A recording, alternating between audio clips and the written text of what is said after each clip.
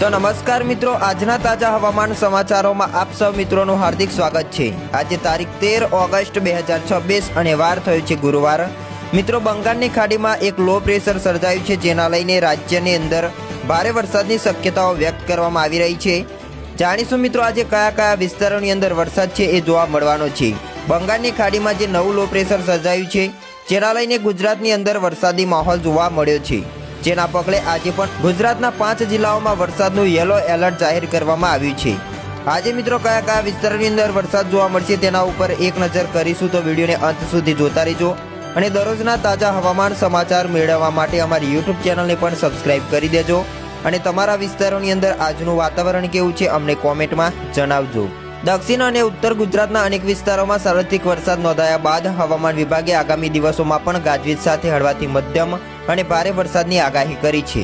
મધ્યપ્રદેશ પર સક્રિય low pressure અને તેને સંલગ્ન સાયક્લોનિક સર્ક્યુલેશન ઊંચાઈ સુધી પણ વિસ્તરેલું છે। ઉત્તર બંગાળની ખાડીમાં પશ્ચિમ બંગાળ અને બાંગ્લાદેશ કિનારે વધુ એક લો પ્રેશર આકાર લઈ રહ્યું છે, જે આગામી 24 કલાકમાં વધુ મજબૂત બનીને ડિપ્રેશનમાં ફેરવાય તેવી શક્યતાઓ છે। મોન્સૂન ટ્રફ અને શિયર ઝોનની સંયુક્ત અસરથી ગુજરાત તરફ ભેજવાળા પવનો ફૂંકાઈ રહ્યા છે, જેના કારણે રાજ્યમાં વરસાદની તીવ્રતા વધુ જોવા મળી શકે છે। આજની આગાહીની વાત કરીએ તો મધ્યપ્રદેશને અડીને આવેલા ગુજરાતના જિલ્લાઓમાં વરસાદનું જોર વધુ જોવા મળી શકે છે। હવામાન વિભાગે દાહોદ, છોટાઉદેપુર, નર્મદા, તાપી અને ડાંગ માટે યલો એલર્ટ આપ્યું છે। આ 5 જિલ્લાઓમાં છૂટાછવાયા સ્થળોએ ભારે વરસાદની શક્યતાઓ છે। આ હવામાન પ્રણાલીના કારણે ઉત્તર ગુજરાતના બનાસકાંઠા હોય, અરવલ્લી, ખેડા, પંચમહાલ, દાહોદ અને મહીસાગર, જ્યારે અમદાવાદ, ગાંધીનગર, મહેસાણા, પાટણ અને આણંદમાં પણ ઘણા સ્થળોએ ગાજવીજ સાથે વરસાદની શક્યતાઓ છે। દક્ષિણ ગુજરાતના વડોદરા, ભરૂચ, સુરત, નવસારી, વલસાડ તેમજ દમણ અને દાદરાનગર હવેલીમાં પણ મોટાભાગના વિસ્તારોમાં મેઘમહેર થતી જોવા મળી શકે છે। બીજી તરફ સૌરાષ્ટ્ર અને કચ્છ પ્રદેશમાં પણ વરસાદી માહોલ જોવા મળી શકે છે। રાજકોટ, અમરેલી, ભાવનગર, સુરેન્દ્રનગર, મોરબી, ગીર સોમનાથ, બોટાદ અને દીવમાં પણ થોડા સ્થળોએ મિત્રો વરસાદની શક્યતાઓ છે, જ્યારે જામનગર, પોરબંદર, જૂનાગઢ અને દેવભૂમિ દ્વારકામાં પણ છૂટાછવાયા સ્થળોએ હળવાથી મધ્યમ વરસાદની આગાહી વ્યક્ત કરવામાં આવી રહી છે।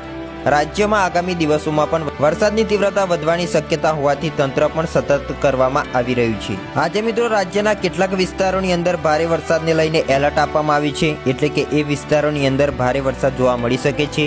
વર્તમાન સમયમાં ગુજરાત પર એકસાથે 5 હવામાન સિસ્ટમ સક્રિય હોવાથી સમગ્ર રાજ્યની અંદર વરસાદી માહોલ જોવા મળ્યો છે। Low pressure, monsoon trough, shear zone અને 2 વેસ્ટર્ન ડિસ્ટર્બન્સની સંયુક્ત અસર હેઠળ વિવિધ વિસ્તારોની અંદર મેઘમહેર થતી જોવા મળી છે। ઉત્તર ગુજરાતમાં મિત્રો વરસાદની પધરામણી થઈ છે, જેના લઈને 130 તાલુકાઓમાં વરસાદ નોંધાયો છે। બીજી તરફ મિત્રો ગુજરાતની અંદર કેવો વરસાદ નોંધાયો છે તેના ઉપર પણ એક નજર કરીએ, જેમાં ગુજરાતમાં બુધવારના સવારના 6 વાગ્યાથી આજે ગુરુવારના સવારના 6 વાગ્યા સુધીના 24 કલાકમાં 162 તાલુકાઓમાં વરસાદ નોંધાયો છે। સૌથી વધુ વરસાદ સાબરકાંઠા જિલ્લાના ખેડ બ્રહ્મામાં 83 મીમી વરસાદ નોંધાયો છે। આ સાથે ગુજરાત રાજ્યને વર્તમાન ચોમાસામાં 72% વરસાદ નોંધાયો છે। ગુજરાત ઝોન દીઠ વરસાદની સરેરાશ જોઈએ તો દક્ષિણ ગુજરાતમાં 98%, સૌરાષ્ટ્રમાં 54.93%, મધ્ય પૂર્વ ગુજરાતમાં 71%, ઉત્તર ગુજરાતમાં 54.81% અને કચ્છમાં માત્ર 29% જ વરસાદ નોંધાયો છે।